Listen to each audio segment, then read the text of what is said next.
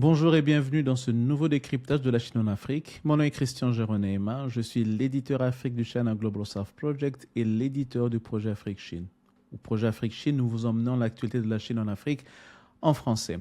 Et donc pour cette semaine de décryptage, j'étais en train d'hésiter entre deux sujets à vous emmener. J'étais en train de réfléchir entre un sujet d'actualité et puis un sujet d'ordre général que l'on couvre très souvent lorsqu'il s'agit de l'actualité de la Chine en Afrique, c'est de la question de la dette. Et là, pendant que je suis en train de faire cet enregistrement, je ne me suis pas encore déterminé si je dois aller sur la visite du président mozambicain en Chine, qui est d'actualité, et la question de la dette. Donc, je pense que je vais quand même aller sur sur la visite du président mozambicain en Chine. Et la semaine prochaine, je vais vous faire plutôt un décryptage beaucoup plus détaillé de la question de la dette chinoise en Afrique. Un sujet qui fait très souvent polémique et débat et qui suscite beaucoup de questions auprès des décideurs africains, des acteurs de la société civile, de l'opposition et des différents intellectuels sur le continent qui très souvent cherchent à comprendre que représente réellement la part de la dette de la Chine sur le continent africain. Est-ce que le narratif du piège de la dette est-il un narratif qui se justifie ou bien c'est un narratif qui est exagéré?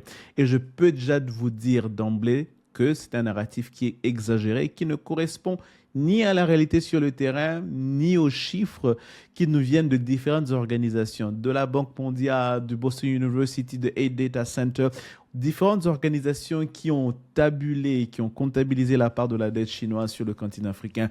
Comparé à la dette générale du continent africain, je peux vous dire, si je dois vous rassurer ou pas, je peux vous dire que avec certitude que ce narratif du piège de la dette en Afrique, c'est un narratif qui n'a pas sa place dans le débat de la Chine en Afrique. Évidemment, la question de la dette en Afrique peut être abordée sur différents angles avec la responsabilité chinoise, mais en ce qui concerne le narratif général, est-ce que la Chine est en train de piéger les pays africains avec des dettes massives?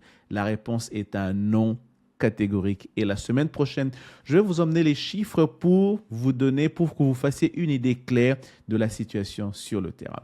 Mais aujourd'hui, je vais plutôt vous parler alors de la visite du président mozambicain Daniel Chapo en Chine, du 16 au 22 avril 2026. Le président mozambicain était en visite en Chine pour à peu près une semaine de visite d'État où il a commencé sa visite dans la province du Hunan, dans la ville de Changsha. Pour ceux qui ne le savent pas, la province du Hunan est devenue une de ces provinces qui est devenue un peu la plaque tournante des relations commerciales et agricoles entre la Chine et l'Afrique. C'est dans le Hunan et dans la ville de Changsha que nous avons un très grand festival économique et agricole dédié uniquement pour les produits africains.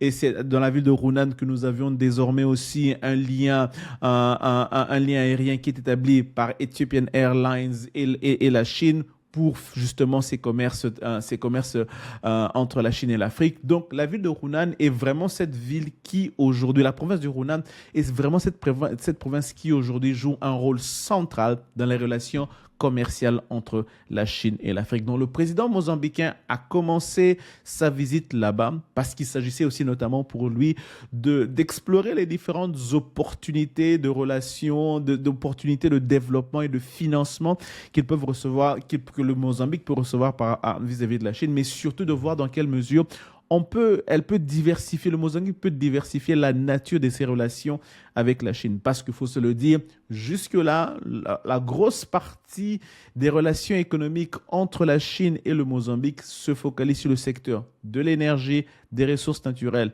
pétrolières et des matières premières telles que le graphite. Et cela aussi, c'est aussi un des points que je voudrais aborder.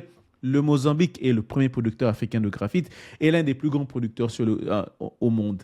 Et en termes de graphite, la Chine est le pays qui a inauguré la première industrie, la première usine de transformation de graphite, d'enrichissement de transformation de graphite en Afrique, au Mozambique. Elle a été inaugurée en février 2026 par le président mozambicain.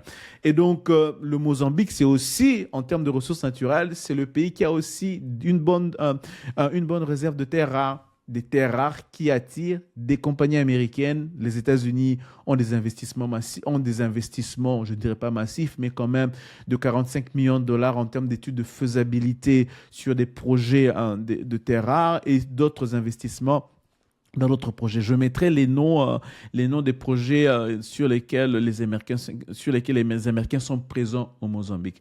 Le Mozambique, c'est aussi évidemment les projets pétroliers gaziers. Où est-ce que nous avons qui ça? Nous avons l'entreprise française Total, nous avons Chevron, l'américain Chevron, nous avons aussi ExxonMobil. ExxonMobil qui va devoir d'ailleurs investir, annoncer qu'elle investira 20 milliards de dollars sur les projets pétroliers de gaz naturel au Mozambique. Et ceci dans un contexte où nous voyons la guerre en Iran et ce qu'elle produit et ce qui fait que les autres sources d'approvisionnement de gaz et de pétrole qui peuvent exister à travers le monde deviennent aujourd'hui des sources très importantes à protéger. Ainsi donc l'importance du Mozambique en termes de pays à valeur géopolitique et pour la Chine et pour les États-Unis s'agrandit. Et ce qui nous emmène déjà, ce qui nous ramène à la visite du président mozambicain en Chine, parce que durant sa visite en Chine, les deux pays ont élevé la nature de leurs relations diplomatiques, juste pour être sûr que je vais le lire en français, parce qu'en anglais c'est différent.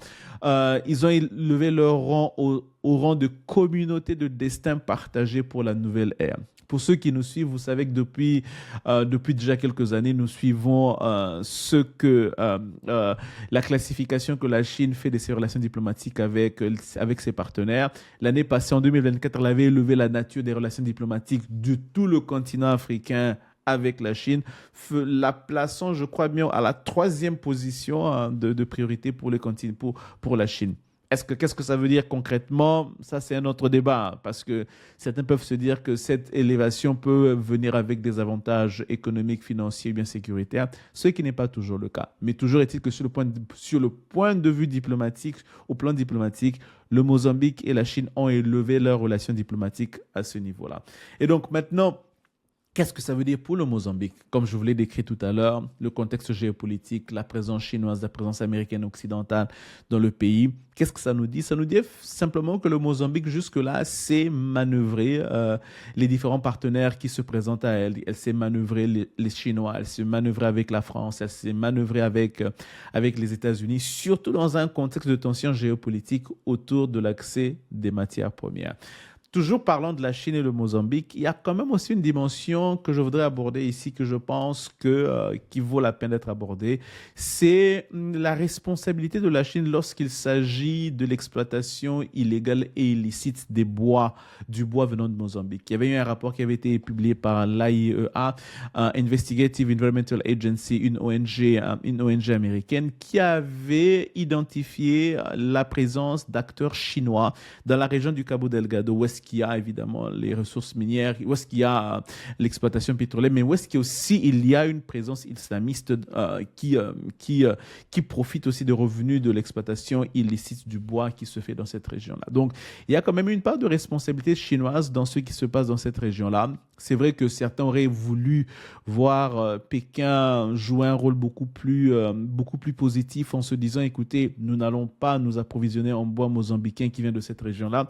Mais en même temps, si je dois jouer l'avocat du diable, ils vous répondront, mais on ne peut pas non plus ne pas acheter ces bois lorsque les compagnies chinoises qui les exploitent viennent avec des documents officiels des dirigeants mozambicains. Ce qui pose la question évidemment de la responsabilité des dirigeants mozambicains dans la corruption à laquelle participent, il faut le dire, des entreprises chinoises pour obtenir ces documents, ces papiers, pour pouvoir exporter ces bois vers la Chine. La Chine qui est grand consommateur de bois de rose et des différents bois qui servent notamment dans l'industrie du luxe, du meuble du luxe en Chine. Donc, c'est ça aussi la dynamique de la relation entre la Chine et l'Afrique, entre la Chine et le Mozambique. Est-ce que ça a été abordé durant la visite du président Daniel Chapo au Mozambique? Je ne pense pas, bien que mon collègue Eric Hollander du service anglophone aurait bien voulu que ça soit abordé. Nous l'avions même débattu sur notre podcast qui